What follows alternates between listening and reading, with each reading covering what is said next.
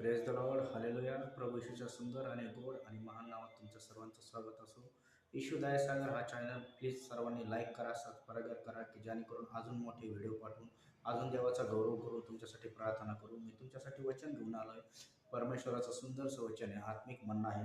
रोमकरास पत्र याचा 8वा अध्याय आणि त्यातलं 14 वचन. देवाचा पुत्र, कारण जितक्याने कारण जितक्यांना देवाचा आत्मा चालवतो तितके देवाचे पुत्र आहात.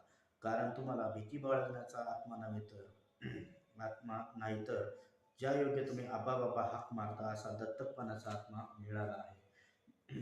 तेव्हा आत्मा स्वतः आत्म्याबरोबर साक्षी देतो की तुम्ही देवाचे मुले आहात, आणि जर तुम्ही मुले आहात तर तुम्ही वारसही आहात, आणि म्हणजे ख्रिस्ताचे वारस आहात. ख्रिस्ताबरोबर तुम्ही सोबत वारस आहात.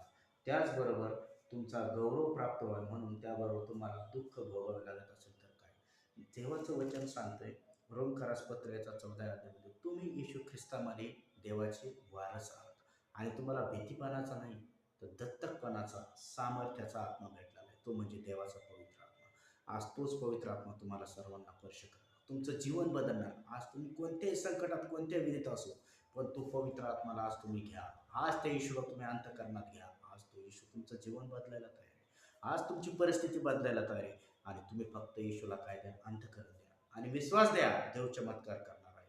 तुमची परिस्थिती काही असो, देवाला तुम्ही म्हणा, येशू जर तुझं वचन सांगतोय, तू आम्हाला भित्र्यापणाचा नाही, दत्तकपणाचा, सामर्थ्याचा आत्मा दिलास. भित्र्यापणाचा आत्मा नाही दिला, भीती बाळगण्याचा आत्मा नाही दिला, तर सामर्थ्याचा आत्मा दिला, की ज्यानेवरून आम्ही आबा बाबा, तुला आमचा परमेश्वर बाप म्हणून हाका मारतो. तर तोच आत्मा आज तुमच्याजवळ उतरणार, आणि तोच तुमचे बंधन तोडणार. आज मी येशूच्या नावात तुमच्यासाठी प्रार्थना करतो. या आत्मिक मन्ना तुम्हाला भेटला म्हणून येशूला धन्यवाद. आज मी तुमच्यासाठी प्रार्थना करतो. आज तुम्ही कसल्याही बंधनात असो, आज तुमचे बंधनं तुटले जाणार, आणि आज तुम्ही बंधनमुक्त होणार. सर्वांनी डोळे दाखवा, म्हणा, प्रभू येशू, माझ्या पापाची मला क्षमा करा. माझ्या जीवनात या आजपासून मी तुम्हाला उद्धार करता प्रभू आणि परमेश्वर म्हणून स्वीकारतो. मी आता प्रार्थना करतो. सर्वांनी डोळे दाखवा. पवित्र पवित्र पवित्र पवित्र अतिथवर गौरवशा राजा सेनाधीश परमेश्वरा, आकाश आणि पृथ्वीच्या निर्माण करत्या माझ्या जिवंत ख्रिस्ता, प्रत्येक लेकरू तुझ्या समोर आणतो.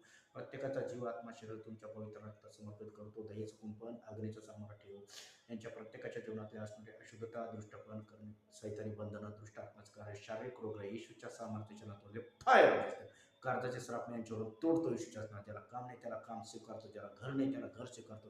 सर्दी, ताप, खोकला, बॅक्टर, व्हायरल इन्फेक्शन निघ येशूच्या नावात. टायफॉइड निघ येशूच्या नावात. कॅन्सर निघ येशूच्या नावात. ब्लड शुगर निघ येशूच्या नावात. येशूला बसलेल्या प्रत्येक फटक्याच्या ओळाचा अर्घ यांच्या जीवनात स्वीकारतो. संपूर्ण डोक्याच्या केसापासून पायाच्या नखापर्यंत येशूचा अर्घ स्वीकारतो. रबा रबा रबा रबा टच हेल देम जीसस. येशूच्या